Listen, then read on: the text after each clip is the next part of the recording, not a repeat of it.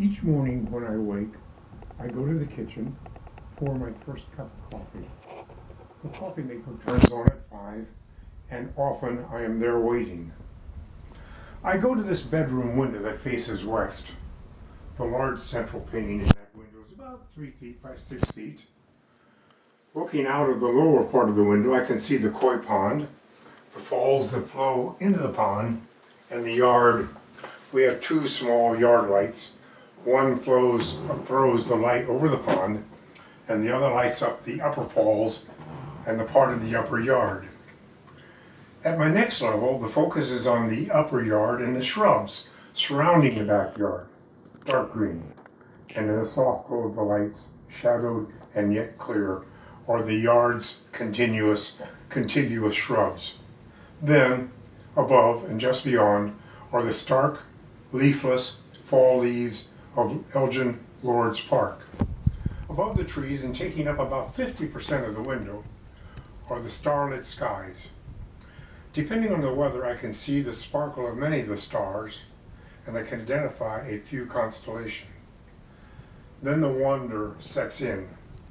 I'm looking into our galaxy, beyond our solar system, into the Milky Way and beyond. I've been reading recently The Big Picture on the Origins of Life, Meaning, and the Universe Itself by Sean Carroll.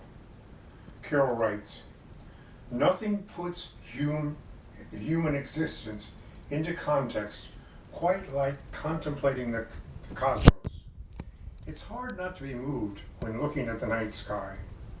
In true darkness, far away from all the all-pervading lights of human civilization, the inky black background becomes alive with thousands of stars, a handful of planets, and the majestic sweep of the Milky Way galaxy stretches from one horizon to another."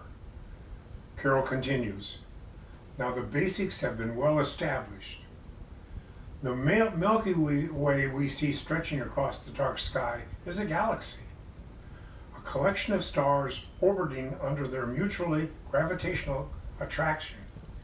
It's hard to count precisely how many, but there are over 100 billion of stars in the Milky Way. It's not alone.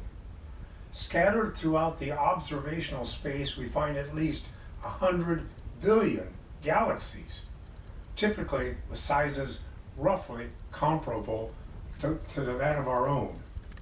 And just another note, on this planet, our Earth, right now, there are approximately 7.8 billion humans. I am one, you are one, and we are 7.8 billion, are a minuscule part of billions upon billions of galaxies." Carroll writes, "Nothing puts human existence into context quite like contemplating the cosmos." Carl Sagan, author of Comets, writes, "The size and the age of the cosmos are beyond ordinary human understanding. Lost somewhere between immensity and eternity is our tiny planetary home. In a cosmic perspective, most human concerns seem insignificant, even petty, and yet our species is young and curious and brave and shows much promise. In the last few millennia, we have made the most astounding and unexpected discoveries about the cosmos and our place within it. Explorations that are exhilarating to consider. They remind us that humans have evolved to wonder, that understanding is a joy, that knowledge is a prerequisite to survival. I believe our future depends on how well we know this cosmos, in which we float like a mote of dust in the morning sky." I find the following quote important to my life and living. It helps me live into the next days of forthcoming days and months. From the monks of Western Priory. "When the time for our sunset comes, our thinking and our accomplishments won't really matter.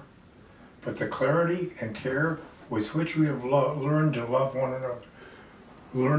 another will speak with great vitality of the gift we have been for each other.